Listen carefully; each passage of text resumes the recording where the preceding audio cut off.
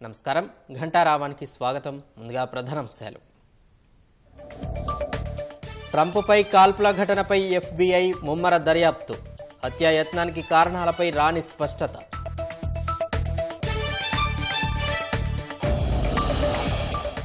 Donald ట్రంప్పై కాల్పులను ఖండించిన ప్రపంచ దేశాలు త్వరగా కోలుకోవాలని ఆకాంక్షించిన ప్రధాని మోదీ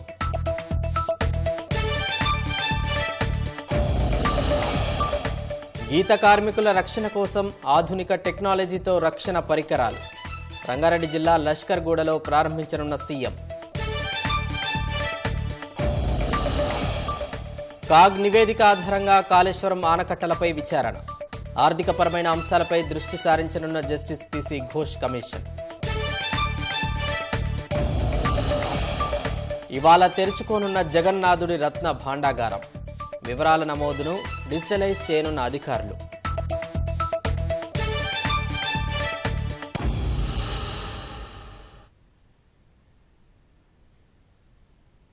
అమెరికా మాజీ అధ్యక్షుడు డొనాల్డ్ ట్రంప్పై జరిగిన కాల్పుల ఘటన అగ్రరాజ్యంలో తీవ్ర కలకలం రేపింది. దుండగుడి కాల్పుల్లో ట్రంప్ చెవికి గాయం కాగా వైద్య చికిత్స తర్వాత ఆయన ఆసుపత్రి నుంచి డిశ్చార్జ్ అయ్యారు. ఆగంతకుడి కాల్పుల్లో ట్రంప్ ర్యాలీకి హాజరైన ఓ వ్యక్తి చనిపోగా మరో ఇద్దరు గాయపడ్డారు. కాల్పులు జరిపిన దుండగుడిని ట్రంప్ భద్రతా సిబ్బంది హతమార్చినట్లు సమాచారం. అమెరికా మాజీ అధ్యక్షుడు రిపబ్లికన్ పార్టీ అభ్యర్థి డొనాల్డ్ ట్రంప్ లక్ష్యంగా ప్రచార ర్యాలీలో ఆయనపై కాల్పులు జరిగాయి. పెన్సిల్వేనియాలోని బట్లర్ ప్రాంతంలో ఎన్నికల ప్రచారం నిర్వహిస్తుండగా గుర్తు తెలియని దుండగుడు ఆయనపై కాల్పులకు తెగబడ్డాడు. ట్రంప్ లక్ష్యంగా చేసుకుని ఈ దాడి జరిగినట్లు అనుమానిస్తున్నారు. బుల్లెట్ ట్రంప్ చెవిపై నుంచి దూసుకెళ్లడంతో ఈ ఘటనను ఆయనపై జరిగిన హత్యాయత్నంగా అమెరికా మీడియా పేర్కొంది. ట్రంప్పై కాల్పుల ఘటన అమెరికా కాలమానం ప్రకారం శనివారం సాయంత్రం 6:15 జరిగినట్లు అమెరికా సీక్రెట్ సర్వీస్ అధికార ప్రతినిధి తెలిపారు. ప్రచార ర్యాలీకి వేలాది మంది తరలివచ్చినట్లు చెప్పారు. అమెరికా మీడియా ఈ కార్యక్రమాన్ని ప్రత్యక్ష ప్రసారం చేసింది. దీంతో కాల్పుల దృశ్యాలు తర్వాత జరిగిన పరిణామాలన్నీ రికార్డయ్యాయి. బుల్లెట్ ట్రంప్ చెవిపై నుంచి దూసుకెళ్లడం, ఆయనకు రక్తస్రావం కావడం సహా అన్ని దృశ్యాలు టీవీ ప్రత్యక్ష ప్రసారాల్లో కనిపించాయి. కాల్పుల శబ్దం విన్న వెంటనే అప్రమత్తమైన ట్రంప్ పోడియం కిందకు చేరి తనను తాను రక్షించుకునే ప్రయత్నం చేశారు. అప్పటికే సీక్రెట్ సర్వీస్ ఏజెంట్లు ఆయనకు రక్షణ వలయంగా మారి బయటకు తీసుకెళ్లారు. కట్టుదిట్టమైన భద్రత మధ్య సమీపంలోని ఆసుపత్రికి తీసుకెళ్లారు. ప్రస్తుతం ఆయన క్షేమంగా ఉన్నట్లు అధికారులు వెల్లడించారు.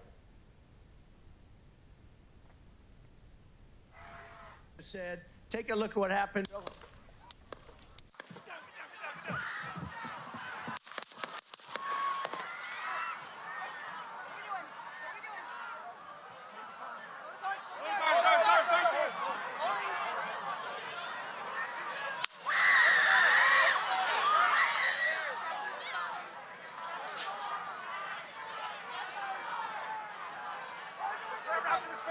Move to spare. Hold. When you're ready. On you. Ready? Move. Up. Move. Go. Up. Hawkeye's here. Hawkeye's here. Move it to the spare. Spare, get ready. Spare, get ready. You ready? Down. Down. Are we good? Shooter's down. Shooter's down. Are we good to move? Down. We're good to move. Clear. We're Let's clear. move. We're Let's clear. move. We're clear.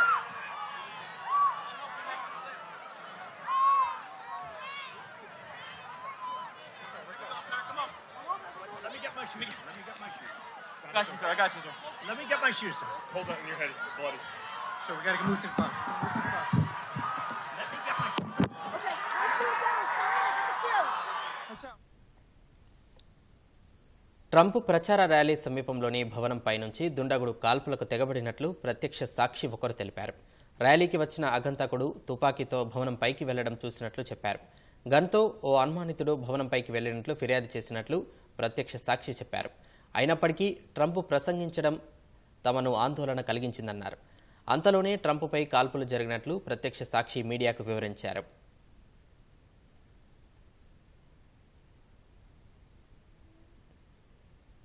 కాల్పుల ఘటనతో వెంటనే అప్రమత్తమైన Trump భద్రతా సిబ్బంది దుండగుడిని మట్టుపెట్టారు. దాదాపు 6 రౌండ్ల కాల్పులు జరిపినట్లు ప్రత్యక్ష సాక్షులు తెలిపారు. దుండగుడి కాల్పుల్లో ట్రంప్ ప్రచారంలో పాల్గొన్న ఓ వ్యక్తి మృతి చెందగా మరో ఇద్దరికి తీవ్ర గాయాలయ్యాయి. ప్రస్తుతం వారు ఆసుపత్రిలో చికిత్స పొందుతున్నట్లు అధికారులు తెలిపారు.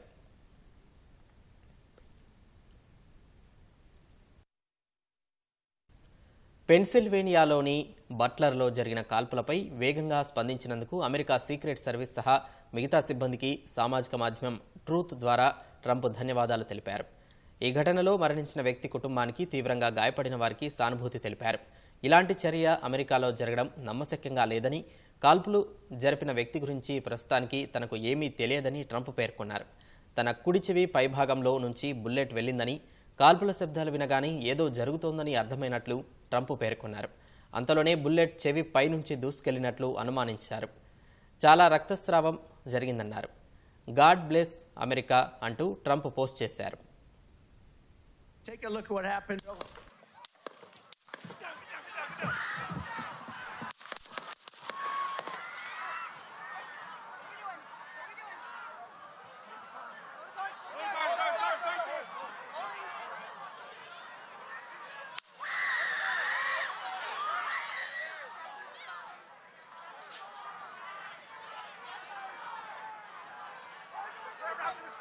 Move to spare. Hold. When you're ready. On you. Ready? Move. Up. Move. Go. Up.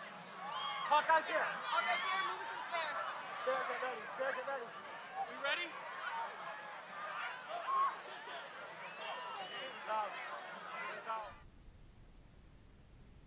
ట్రంప్పై జరిగిన కాల్పుల ఘటనను అమెరికా అధ్యక్షుడు జో బైడెన్ తీవ్రంగా ఖండించారు. కాల్పుల ఘటనకు సంబంధించిన వివరాలను సంబంధిత వర్గాలను అడిగి తెలుసుకున్నారు. అమెరికాలో హింసకు తావులేదన్నారు. హింసాత్మక ఘటనలకు పాల్పడే వారిని ఉపేక్షించేది లేదని బైడెన్ హెచ్చరించారు.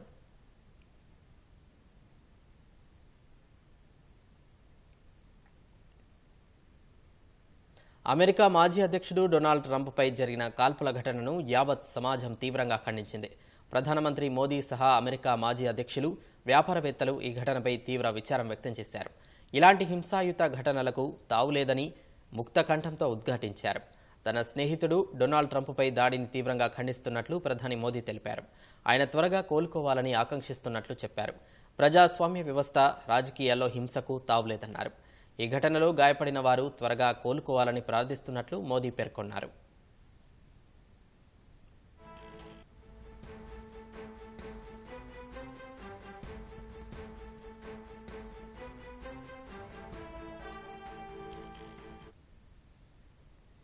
రాష్ట్రంలోని కల్లుగీత కార్మికుల రక్షణ కోసం ప్రభుత్వం ప్రత్యేక కిట్ సిద్ధం చేసింది. తాటి, ఈత చెట్లు ఎక్కే క్రమంలో ప్రమాదాల బారిన పడకుండా ఉండేందుకు కాటమయ్య రక్షణ కవచం పేరుతో నేటి నుంచి ఆ కిట్లు పంపిణీ చేయనుంది. రంగారెడ్డి జిల్లా అబ్దుల్లాపూర్ మేట్ మండలం లష్కర్గూడలో తాటివనంలో ముఖ్యమంత్రి రేవంత్ రెడ్డి ఆ రక్షణ కిట్లు అందించనున్నారు. తాజా వివరాలు మా ప్రతినిధి సతీష్ ప్రత్యక్ష ప్రసారం ద్వారా అందిస్తారు. గీతా కార్మికుల రక్షణ కోసం తెలంగాణ ప్రభుత్వం ప్రత్యేకమైనటువంటి రక్షణ కిట్ను తయారు చేయడం జరిగింది. గీతా కార్మికుల కులదైవం అనేటువంటి కాటమయ్య పేరుతో ప్రత్యేకంగా కిట్ను సిద్ధం చేసింది. మరి కాసేపట్లో ముఖ్యమంత్రి రేవంత్ రెడ్డి అబ్దుల్లాపూర్ మెట్లోని లష్కర్గూడ తాటివనంలో గీతా కార్మికులకు అందజేయబోతున్నారు.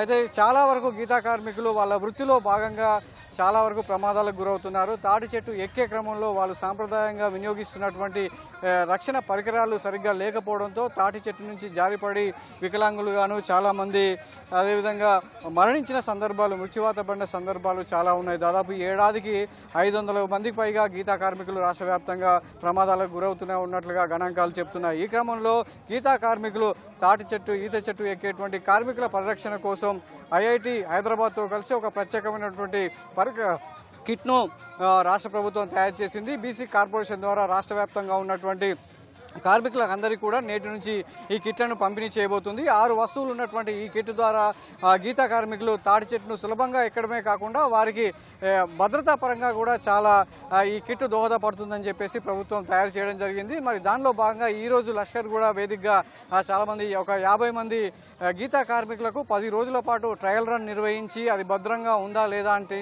చెప్పేసి టెస్ట్ చేసిన తర్వాతనే వారికి ఈరోజు ఈ లష్కర్గూడ వేదికగా ముఖ్యమంత్రి స్వయంగా అందించబోతున్నారు. చెప్తున్నారు. దీనికోసం అంతా కూడా ఇప్పటికే రంగారెడ్డి జిల్లా యంత్రాంగం అంతా కూడా ఏర్పాట్లు పూర్తి చేసిందని చెప్పొచ్చు. 11:30 నుంచి 12:30 వరకు ఈ కార్యక్రమం జరగబోతుంది. అంతేకాకుండా గీతా కార్మికుల సంబంధించినటువంటి సంక్షేమం కావచ్చు, వాళ్ళ ఆరోగ్య భద్రత కావచ్చు, లేదంటే పని స్థలాల్లో తాటి చెట్టు ఎక్కే క్రమంలో వారి భద్రతకు సంబంధించి కూడా ముఖ్యమంత్రి వారితో స్వయంగా మాట్లాడి వారితో సహపంక్తి భోజనం కూడా చేయబోతున్నారు. దీనికి సంబంధించి అయితే అన్ని ఏర్పాట్లు పూర్తి చేశారు. మన దగ్గర కొంతమంది గీతా కార్మికులు ఉన్నారు, వాళ్ళని అడిగి తెలుసుకుందాం. పెద్దనే మీ పేరేంటి, ఎన్ని సంవత్సరాల నుంచి మీరు తాళెక్కుతున్నారు? 40 సంవత్సరాలు సార్. మేము ఎక్కబట్టి 40 సంవత్సరాలు.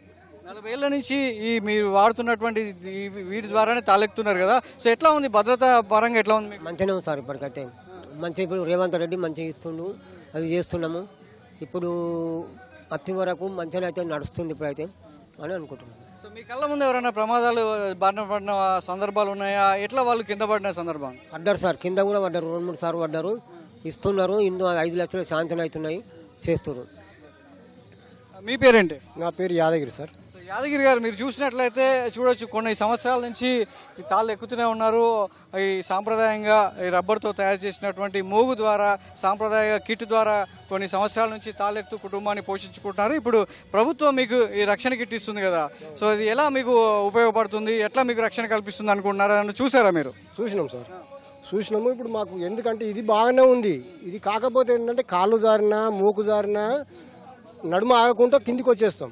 ఇప్పుడు ఈ సారిచ్చేది ఇప్పుడు ఎట్లా ఉందంటే, ఇప్పుడు మోకుకు ఫిట్ చేసి ఉంటుంది అది. దాని మూలంగా ఇప్పుడు మాకేంటంటే మోకు జారినా, కాళ్ళు జారినా కిందికి ఏలాడ పడిపోతాడు మనిషి, అక్కడనే ఆగిపోతాడు. మోకు అక్కడ బిగ్గర పట్టుకుంటుంది, తాడు మీద మేము కిందికి ఏలాడ పడతాం. ఏలాడ పడ్డప్పుడు ఏంటంటే అక్కడనే ఏలాడ పడి ఉంటాం. శాతనైనోడు అయితే నేను పైకి లేస్తాడు మళ్ళీ అది పట్టుకొని. మళ్ళీ మామూలుగా శాతగానోడు అయితే అట్నే ఏలాడ ఉన్నా కూడా మళ్ళీ ఎవరైనా వచ్చి లేపడానికి కూడా ఆస్కారం ఉంది.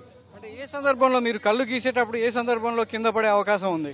కళ్ళు గీసేటప్పుడు కింద పడవచ్చు, ఎక్కేటప్పుడు కిందికి జారొచ్చు, కాళ్ళైనా జారొచ్చు, చేతులైనా జారొచ్చు, మోకైనా జారొచ్చు సార్.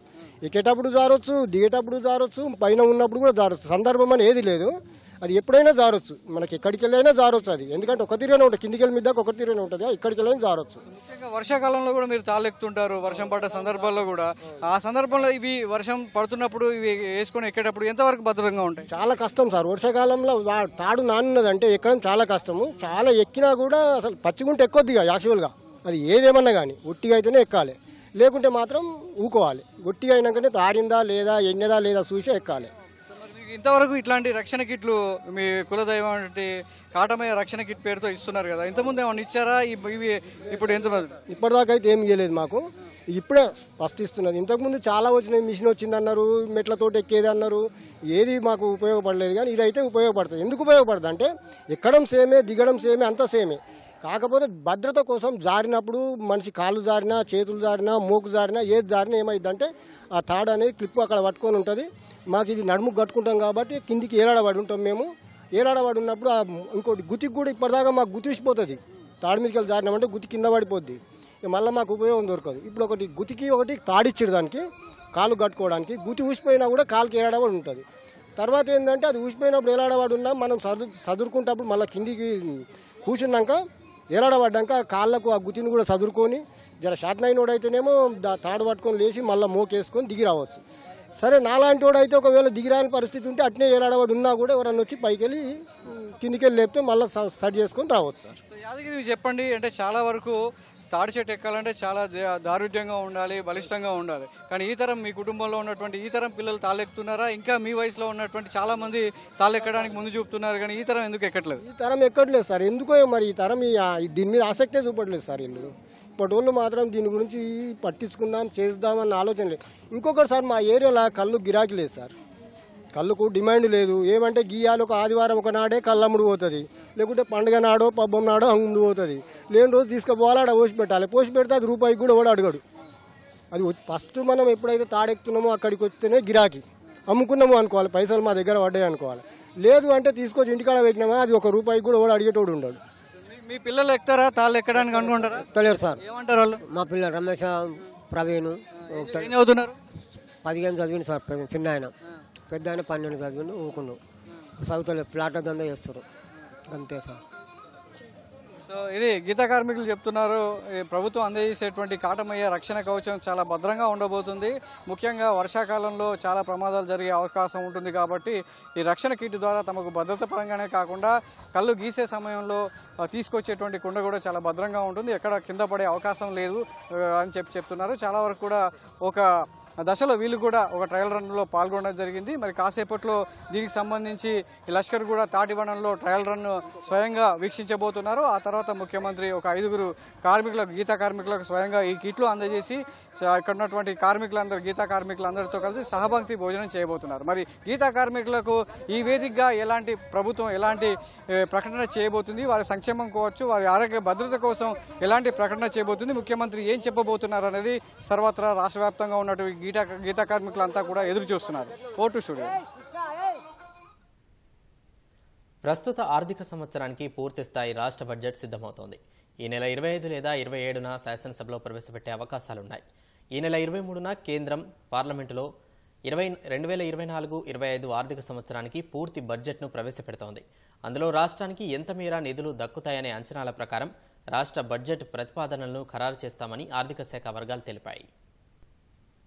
సార్వత్రిక ఎన్నికలు ముగియడంతో రాష్ట్ర ప్రభుత్వం పూర్తి స్థాయి బడ్జెట్ను ప్రవేశపెట్టేందుకు రంగం సిద్ధం చేసింది. ఎన్నికల్లో ఇచ్చిన గ్యారంటీ హామీలను పక్కాగా అమలు చేసేలా రాష్ట్ర బడ్జెట్లో నిధులు కేటాయించేందుకు కసరత్తు జరుగుతోంది. వ్యవసాయం, నీటిపారుదల, విద్యుత్ శాఖలకే భారీగా నిధులు దక్కనున్నాయి. వాటికే 90,000 కోట్లకు పైగా కావాలని అంచనా. ప్రభుత్వం ప్రతిష్టాత్మకంగా భావిస్తున్న రైతు రుణమాఫీ, రైతు భరోసా, సాగునీటి ప్రాజెక్టులు, ఉచిత విద్యుత్కు ఈ ఏడాది అధిక వ్యయం చేయనుంది. రుణమాఫీ పథకానికి రుణాల సేకరణ ప్రక్రియను ఇప్పటికే ప్రారంభించింది. రాష్ట్ర బడ్జెట్లో ఆ పథకానికి కొంత సొమ్మును కేటాయించే అవకాశాలున్నాయి.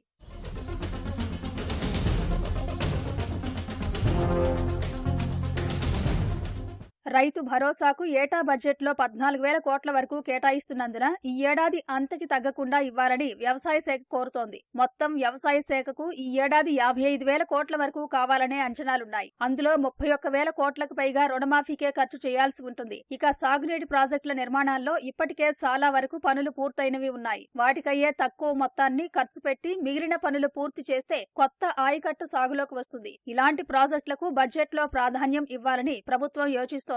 ఇందుకు దాదాపు 19,500 కోట్లు కావాలని నీటిపారుదల శాఖ ఆర్థిక శాఖకు తెలిపినట్లు సమాచారం. ఇవి కాకుండా సాగునీటి ప్రాజెక్టుల నిర్మాణానికి తీసుకున్న రుణాలపై వడ్డీలు, అసలు సొమ్ము, కిస్తీల చెల్లింపులకు భారీగా నిధులు అవసరం కానుంది.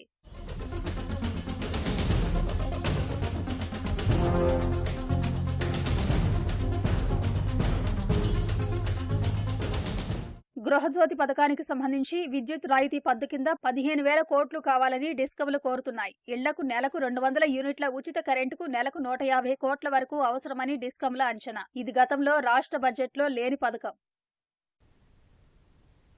కాళేశ్వరం ప్రాజెక్టులోని ఆనకట్టలపై విచారణ జరుపుతున్న జస్టిస్ పీసీ ఘోష్ కమిషన్ ఇక ఆర్థికపరమైన అంశాలపై దృష్టి సారించనుంది. సాంకేతికపర అంశాల విచారణ దాదాపుగా పూర్తి కావడంతో తదుపరి ప్రక్రియకు కమిషన్ సిద్ధమవుతోంది. అధికారుల గణాంకాలతో పాటు కాగ్ నివేదిక ఆధారంగా ఆర్థికపరమైన అంశాలపై విచారణ చేయనుంది. గతంలో బాధ్యతలు నిర్వర్తించిన వారందరి నుంచి పూర్తి వివరాలు తీసుకున్న తర్వాత తదుపరి చర్యలను కమిషన్ చేపట్టనుంది. కాళేశ్వరం ప్రాజెక్టులోని మేడిగడ్డ, అన్నారం, సుందిళ్ల ఆనకట్టలకు సంబంధించి ప్రభుత్వం ఏర్పాటు చేసిన జస్టిస్ పీసీ ఘోష్ కమిషన్ విచారణ కొనసాగుతోంది. 3 బ్యారేజీల్లోని లోపాలకు సంబంధించిన అంశాలపై కమిషన్ తొలుత దృష్టి సారించింది. అందులో భాగంగా అక్కడ ప్రస్తుతం ఉన్న, గతంలో విధులు నిర్వర్తించిన ఇంజనీర్లని విచారించింది. వారి నుంచి అఫిడవిట్లు స్వీకరించింది. ఆనకట్టల పనులు చేసిన నిర్మాణ సంస్థల ప్రతినిధులని విచారణ చేసిన కమిషన్ వారి నుంచి అఫిడవిట్లు తీసుకుంది. ఆ సమయంలో సాంకేతిక అంశాలపై కమిషన్ కు సహకరించేందుకు ఏర్పాటు చేసిన నిపుణుల కమిటీ ఇప్పటికీ తమ అధ్యయన నివేదికను సమర్పించింది. అందులోని కొన్ని అంశాలపై జస్టిస్ పీసీ ఘోష్ మరింత వివరణ కోరారు. 3 ఆనకట్టలకు అనుబంధంగా పంపు హౌస్లు ఉన్నందున అక్కడి ఇంజనీర్లు, నిర్మాణ సంస్థల ప్రతినిధులను కమిషన్ విచారణ చేసింది. అఫిడవిట్లు దాఖలు చేయాలని వారిని ఆదేశించారు. ప్రభుత్వం వద్ద ఉన్న పూర్తి సమాచారం, అన్ని వివరాలను అందించాలని జస్టిస్ పీసీ ఘోష్ ఇప్పటికే నీటిపారుదల శాఖను ఆదేశించారు. జాతీయ డ్యామ్ సేఫ్టీ అథారిటీ నిపుణుల కమిటీ ఇచ్చిన మధ్యంతర నివేదిక నివేదిక, విజిలెన్స్ అండ్ ఎన్ఫోర్స్మెంట్ విభాగం ఇచ్చిన మధ్యంతర నివేదికలను పరిశీలించారు. తుది నివేదికలు ఇవ్వాలని వారికి ఇప్పటికే స్పష్టం చేసింది. విశ్రాంత ఇంజనీర్లు, ప్రైవేటు వ్యక్తులతో పాటు ఇతర ఇంజనీర్ల నుంచి అవసరమైన సమాచారం, వివరాలు సేకరిస్తోంది. వివిధ సందర్భాల్లో కాళేశ్వరం ప్రాజెక్టు గురించి మాట్లాడిన విద్యుత్ శాఖ ఇంజనీర్ రఘు, కేంద్ర జలశక్తి శాఖ సలహాదారు వెదిర శ్రీరామ్ కమిషన్ ముందు హాజరు కానున్నారు. ఇప్పటి వరకు వచ్చిన అఫిడవిట్లు, అందులోని అంశాల ఆధారంగా తదుపరి సాక్ష్యాల నమోదు, బహిరంగ విచారణకు కమిషన్ సిద్ధమవుతోంది.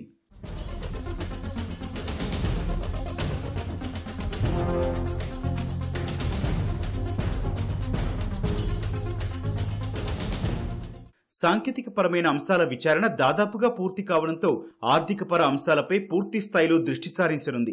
ఇప్పటికే నీటిపారుదల శాఖలోని గణాంక అధికారులతో పాటు వర్క్స్ అండ్ అకౌంట్స్ డైరెక్టర్ని విచారించిన జస్టిస్ పీసీ ఘోష్ వారిని అఫిడవిట్లు దాఖలు చేయాలని ఆదేశించారు. కాళేశ్వరం ఎత్తిపోతల కార్పొరేషన్ బాధ్యులను విచారణ చేశారు. కాళేశ్వరం ప్రాజెక్టుపై controller and auditor general CAG గతంలోనే ఆడిట్ నివేదిక ఇచ్చారు. కమిషన్ కి ఆ నివేదిక అధికారికంగా అందింది. ఆ నివేదిక ఆధారంగా ఆర్థిక పరమైన విచారణ చేపట్టేందుకు కమిషన్ సిద్ధమవుతోంది. కాగ్ అధికారులని జస్టిస్ ఘోష్ విచారణకి పిలవనున్నారు. విచారణ ప్రక్రియ కొనసాగింపులో భాగంగా గతంలో బాధ్యతలు నిర్వర్తించిన అధికారుల నుంచి సమాచారం, వివరాలు సేకరించనున్నారు. సబ్ కాంట్రాక్టర్ల వ్యవస్థపై కమిషన్ ఇప్పటికే ప్రత్యేకంగా దృష్టి సారించింది. అధికారికంగా ఎక్కడా లేకున్నా 3 ఆనకట్టల్లో 50 నుంచి 60 మంది వరకు సబ్ కాంట్రాక్టర్లు పనిచేసినట్లు కమిషన్ కు సమాచారం ఉన్నట్లు తెలిపింది. నిర్మాణ సంస్థల లావాదేవీలని లోతుగా పరిశీలిస్తే మరిన్ని అంశాలు వెలుగులోకొస్తాయని భావిస్తున్నట్లు సమాచారం. ఇప్పటికే వచ్చిన అఫిడవిట్లు, సమాచారం ఆధారంగా కమిషన్ బహిరంగ విచారణ, సాక్షులను కమిషన్ క్రాస్ ఎగ్జామినేషన్ చేయనుంది. దేశమంతా అత్యంత ఆసక్తిగా ఎదురుచూస్తున్న ఒడిశాలోని పూరి శ్రీక్షేత్ర రత్న భాండాగారం రహస్య గది తెరిచేందుకు రంగం సిద్ధమైంది. నేడు రత్న భాండాగారం తెరుచుకోనుంది. ఈ మేరకు జస్టిస్ విశ్వనాథ్ రథ్ అధ్యక్షతన 16 మందితో ఏర్పాటు చేసిన కమిటీ నిర్ణయం తీసుకుంది. శ్రీక్షేత్రంలో జగన్నాథునికి నిత్యం 119 మూలికా సేవలు జరుగుతాయి. ఎట్టి పరిస్థితుల్లోనూ సేవలకు అంతరాయం కలగకూడదు. ప్రస్తుతం పూరిలో రథయాత్ర జరుగుతోంది. 19 వరకు జగన్నాథ, బలభద్ర, సుభద్రలు ఆలయం వెలుపల ఉంటారు. ఈ నేపథ్యంలో అధికారులు చేపట్టనున్న లెక్కింపునకు ఎన్ని రోజులు పడుతోంది, ఎవరు పాల్గొంటారు, భాండాగారం మరమ్మతులు, లెక్కింపు ఒకేసారి జరగనుందా తదితర వివరాలు వెల్లడి కాలేదు. భాండాగారం తలుపులు తెరవడానికి ఎంతమంది వెళ్తున్నారన్న దానిపై ఇంకా స్పష్టత రాలేదు. 46 ఏళ్ల తర్వాత ఆ రహస్య గది తెరవనుండడంతో లోపల నాగుపాములు వంటి భారీ విషసర్పాలు ఉంటాయని అనుమానిస్తున్నారు. ముందు జాగ్రత్తగా పాములు పట్టే నిపుణులను సిద్ధం చేశారు. విషసర్పాల వల్ల వారికి ఎలాంటి ప్రమాదం లేకుండా సత్వరం వైద్యం అందించేందుకు ఏర్పాట్లు చేశారు. ఈ ప్రక్రియ అంతా పూర్తి చేయడానికి మార్గదర్శకాలు జారీ కానున్నాయి. ఈసారి వివరాల నమోదును డిజిటలైజేషన్ చేస్తామని ఒడిశా న్యాయశాఖ మంత్రి పృథ్వీరాజ్ హరిచందన్ తెలిపారు.